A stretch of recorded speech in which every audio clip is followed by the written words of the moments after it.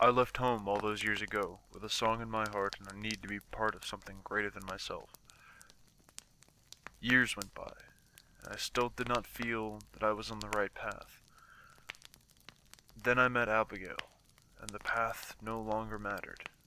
I finally felt at home. We met while walking a long, seldom traveled road outside of Esterholt. I was hopelessly, hilariously lost, and she took me by the hand and told me, "I will lead you wherever you'd like to go, for as long as you keep the music alive." And so I did. I played her anything she wanted to hear, and if I didn't know it, she taught me the words. That's how we worked. We invested everything in each other. I would have asked her to be my bride then and there, if only I hadn't been so captivated by her that I forgot how to properly form a sentence at all. From that first day, I knew I would be with her until my dying breath.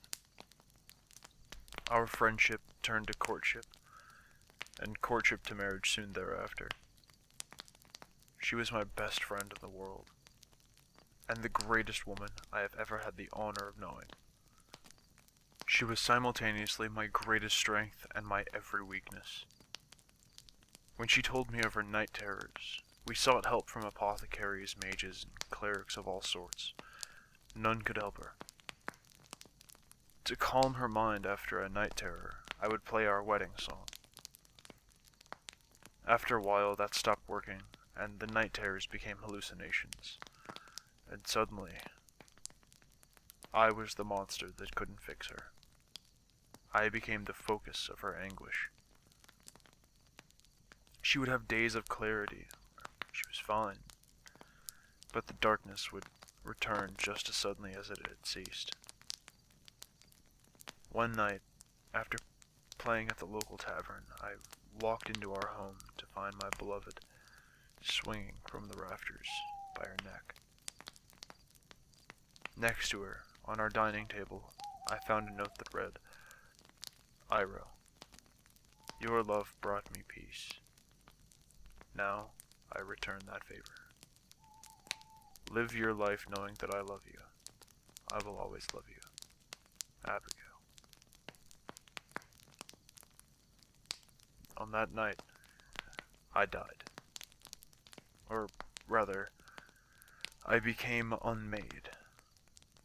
I was no longer Iroh Keth of Brightport. I was someone entirely different. Someone broken and left without anything. Anything of worth, at least.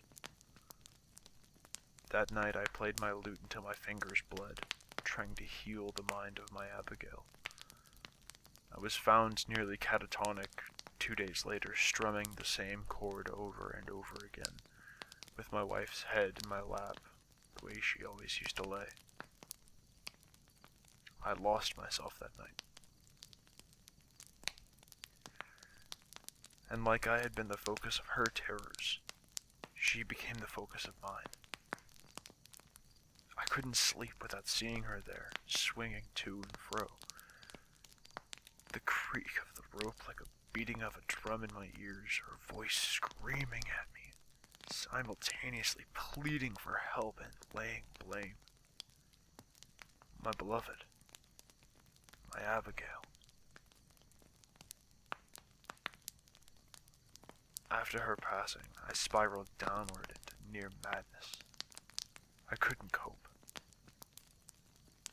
Then, I found myself sprawled across the steps of the Temple of Cord, where I was taken in, clothed, and for days on end had the shit kicked out of me.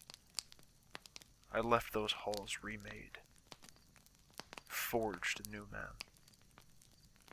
And the rest is for another time.